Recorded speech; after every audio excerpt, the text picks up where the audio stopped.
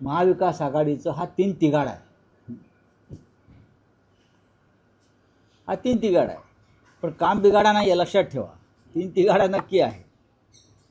काँग्रेसचा निर्णय दिल्लीत होणार, काय करायचं. शिवसेना आणि राष्ट्रवादी काँग्रेस मुंबईत आहे.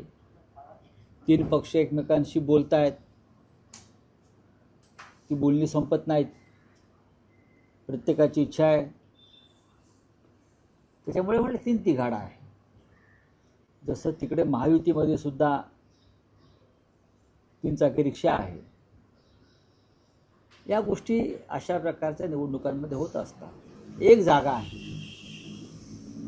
एकाच जागेवरून तीन पक्षात सातत्यानं चर्चा सुरू आहे, शेवटच्या मिनिटापर्यंत सुरूच राहील. त्याच्यामुळे आता पाहू कोण इच्छुक आहे मला माहीत नाही. त्यांचे रिटायर होतात रजनीताई पाटील. राष्ट्रवादी काँग्रेस पक्षामध्ये फक्त शरद पवार आहेत, तिथे दुसरं कोण इच्छुक असणार. आमच्या पक्षामध्ये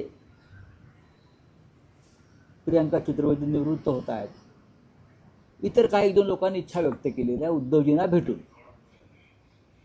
तर मला वाटतं राजन विचारे आहेत, विनायक राऊतांचं नाव मी ऐकलं. पण इच्छा व्यक्त करायला काहीच हरकत नाही. पण निर्णय पक्ष घेत असतो, पक्षप्रमुख घेत असतात. आणि आता शेवटी अर्ज भरण्याची तारीख ही तेव्हा निर्णय घ्यावाच लागणार.